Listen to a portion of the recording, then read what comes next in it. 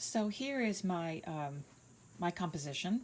This is the still life I set up in my kitchen and did a sketch of, and then brought the image down to my studio. I have it here on my iPad so that it's a reference. And I've created a value study. After I sketched it upstairs, I came down here and using the image, I created a value study so I could show myself the darks and lights. This is not the finished product. This is going to guide me as I move on to the pastel. And here I have pastel paper. It's actually pastel card. It's sort of card paper. It's a little thicker, which is nice. And it's a Sennelier card, which is great. And I'm going to be passing these out to you so that you each have a couple of small sheets to work with. After I did the value study, and it's the way I liked it, I used some tracing paper here to act as carbon paper. I don't want to have to take the time to re-sketch onto here, so instead I'm going to basically use graphite to basically make a carbon. And the way you do that is you begin by taping this down and tracing over your entire drawing, and then you put the drawing aside, turn the tracing paper backwards, and go over the back of it again, and that puts carbon on the back side, and then you can put it on your final piece of paper, or as in this case, this cardstock, this pastel cardstock, and tape it down again so that you don't have it shifting. And then you're going to go over it one more time. And when you lift up, you'll see your drawing transferred onto your good paper. So that should do it. I like to first peek to see if I've left anything off. It's a little hard to see this line here. I'm going to go back over that. And otherwise, I think I see everything there. Oh, I don't see this. Not sure why. I'm going to put that in so I can see it. All right, and then you remove the tracing. And now I have my, my drawing transferred, and I'm ready to launch in with pastels. So using oil pastels, there's a rule called rule of threes in oil pastels. And that means that basically you want to pick three colors, at least three colors, that you can blend together. It's much more sophisticated work when you don't just use one color on the surface, but you actually use these almost like oil paints. So if I start drawing in, you know, maybe let's say this is an orange, and I will pick a light source, right? And so maybe the light source is on this side. So I'm going to go in with light yellow here. Notice I'm sort of coloring it in the same direction that the shape of the thing. It's a sphere, so that's how those are the strokes I'm using, right? And then I'm going to go in with orange here. Okay, so it's lit up right there. And let me go back in with some yellow. You can see that as you add other colors, not only does it get a little denser, you don't see so much paper, but the color becomes really lovely, very luscious. And now I'm actually also going to work in a little bit of white. I always check my pastels to see what condition they're in before I use them, because sometimes the color you use last to blend with is still on the pastel, especially white. So I like to wipe it with a clean paper towel. Now I'm really adding that highlight there. Great. And then I'm going to even go in with a tiny bit of red for this darker side. Rule of threes, use at least three colors. And you need to be sure that these colors work together, right? If you blend together complementary colors, colors that are opposite on the color wheel, you will get pretty ugly colors. You'll get sort of these weird browns and stuff. So you want to, I think we need a little more orange in here. Just a little more so that it really feels like this is the color of, and I'm going to bring in some yellow. It's really fun. It feels like oil paint. And you can rub it with your finger. Usually the rubbing with your finger is something you do with chalk pastels more than with oils. But can you do it? Yes, you can. You certainly can. There I am. And you see it gives a different look. Be aware it's on your finger. So if I come up here, right now I'm adding more pigment there. Yeah. So you can see that it has a pretty rough edge. You have to keep this in mind. Now, they're blunt, right? They're not sharp pointed drawing tools. They're blunt. And so it's pretty hard. You do not want to pick a subject matter that is really linear and really detailed. You will have trouble capturing it. Let's put another color behind it. So I'm going to use the complement of blue, but I'm not just going to use the one blue. So you can see now that that orange is getting a sharper line. I'm going to continue with rule of threes. I'm going to bring in some white to lighten that blue. Now I'm mixed a little bit with the orange, so you have to be careful. Let's put the blue on the other side as well. I'm right-handed, so I'm going to turn the paper so that I can work on the right side. You don't want to back up into an edge. You want to actually turn the paper. And I'm going to set in as if this is kind of like in the background. In other words, I'm going right to left with my lines. Okay, so there, now it's really standing out. And my edge is a little cleaner.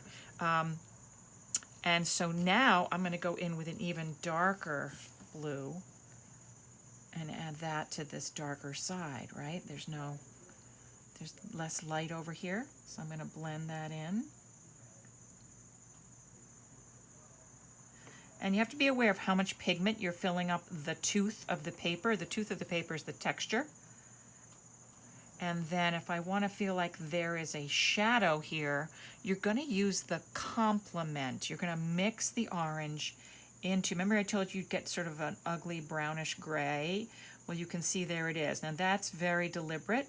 As a matter of fact, I'm going to bring this way a little bit. I want this to appear to be shining this way, so I'm going to bring this down. Okay, now you can tell what I need to do, right? I need to go into this with blue so that appears to be a shadow. There we go. And I think I'll bring this down as well. You could decide that there was a tabletop here. Maybe there's a tabletop that it's sitting on. Actually, the tabletop would be a little farther back. Otherwise, it's going to look like it's teetering on the edge. And so now I need to make this table a different color. So let's introduce a little green so that we see tabletop from background. Right? I may even run a little green into that shadow so it feels like it's actually on the table. Rule of threes, going in with another green. Greens and blues blend very nicely together. Yellow, reds, and oranges blend beautifully together, as you saw in the case of my sphere there. You can always add white, by the way. You could also do blues and reds and purples. So you get the idea. There's a couple other little tricks to teach you if you really are unhappy with part of what you've drawn. You can take a tool and you can scrape some of it off. You see I'm removing pigment there. You can also sharpen up a line with a sharp tool. There are times when I actually scratch into the pastel on purpose. I'm looking for my sample. Here it is. So in this case, in the case of this drawing, I wanted the fine lines that happen on garlic. So after I put in the pastel, I literally went in and took some of it away. I also went back into the drawing with pencil, which is another option. I went into the drawing again with pencil. So all of these are possibilities. The last thing I'll show you is that you can introduce a little bit of turpenoid, turpentine, whatever you have. I'm going to pour a tiny bit in my cap here. I recommend that you do this very sparingly, because once you go into it with turpenoid, you're going to be melting the pastels. But let me just show you what it does. So say I'm done with this, and I really wish I didn't have this fuzzy thing going on, this fuzzy edge of the blue leading up to. So you can go in there and with turpentine, you lighten, you soften up the pastel. And now I'm painting, right? I'm actually oil painting now because I have the oil pigment on the paper and I'm going in there with what we call a medium, a thinning medium. And it's liquefying and turning it into actual oil paint. And as you can see, you want to do it carefully because now I really don't like that at all. I don't like the way that looks. I really like the natural quality of the oil pastel right off the stick. But there have been times when I have rescued a drawing or tightened up a drawing by using a little bit of this. So let's see what happens if I tighten up this, if I make this tabletop line clearer. See, that really cleans it up. But again, it suddenly becomes an oil painting, which is fine. Oil pastels are a medium. You can draw with them, or as you can see, you can paint with them. Okay. So here I have a nearly finished pastel drawing. I've got both of these laid out to show you the different approaches you can take in regards to the color. This is the color unit. So I've already shown you my garlic, which is a complementary color scheme of yellow and purple. This is what we call an analogous color scheme, and that means that all the colors are on the same side of the color wheel. So I used only yellows, oranges, and reds to create this piece. That's not what it really looks like. I also started this piece. This is the actual look of the image that I saw in the kitchen and captured in a photo. Those are realistic colors, and that's an analogous color scheme. So it's important that you really know clearly what aspect of color you are using. What scheme, what color scheme, because I want to get you well versed in how to efficiently and creatively use color. So I'm going to set aside the garlic for a minute and just the last finishing touches on this. I discovered something after I did this earlier demo about the transfer with the tracing paper that I think I should point out to you. And that is that when I used it as carbon paper and pressed down and got a nice tracing, the pencil really left pencil marks. So you can see around my bright yellow fruit here that I can still see. You can also up here, you can still see the pencil mark. It doesn't bother me terribly, but it might you. And so when you're tracing it, when you're using the tracing paper as carbon, when you finish it, you might want to, before you apply pastels, you might want to go over it a little bit and take off some of the graphite. So leave enough for you to see the drawing, but maybe not bear down hard and then leave that graphite. The cardboard is a little soft, and so it made little trenches. And so when I went to lay in color also, I found that I had a little trench. Maybe you just want to draw directly onto your pastel paper and not make a separate drawing, value study, and all that. If you do that, you need to be aware that you need to draw very lightly, very, very lightly, so that the pastels can be the star of the show and not the pencil.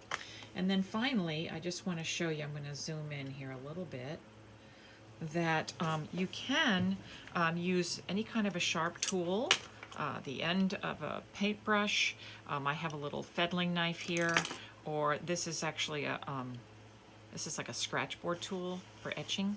And you can actually deliberately put in some, you can put in some lines.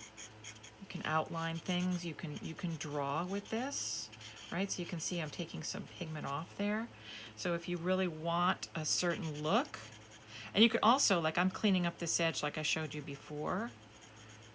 I had put down this light orange for this salt and pepper shaker.